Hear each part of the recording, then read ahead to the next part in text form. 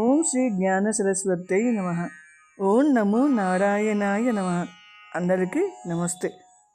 ఏకాదశి రోజున శ్రీమన్నారాయణుని ఈ స్తోత్రం చేయటం వలన ఆ నారాయణుని సంపూర్ణ అనుగ్రహాన్ని పొందుతాము. శ్రీమన్నారాయణ అష్టాక్షరి స్తుతి. ఓం నమః ప్రణవాతాత స్థూల సూక్ష్మక్షరాక్షరా వ్యక్తావ్యక్తకలాతీత ఓంకారాయ నమో నమః. నమో దేవాదిదేవాయ దేహ సంచార హేతవే దైత్య సంగ వినాశాయ నకారాయ నమో నమః. మోహనం విస్మరూపం చ శిష్టాచారసుపోషితం మోహవిధ్వంసకం వందే మోకారాయ నమో నమః. నారాయణాయ నవ్యాయ నరసింహాయ నామినే నారాయణాదినే తుభ్యం నకారాయ నమో నమః.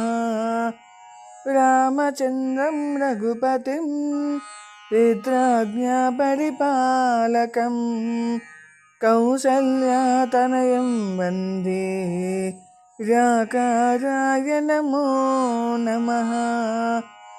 యజ్ఞాయ యజ్ఞగమ్యాయ యజ్ఞరక్షాకరాయ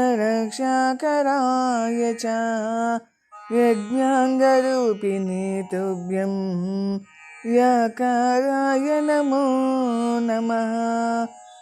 నాకారం లోకవిఖ్యాతం నానాజన్మఫలప్రదం నానాభీష్టప్రదం వందే నాకారాయ నమో నమః.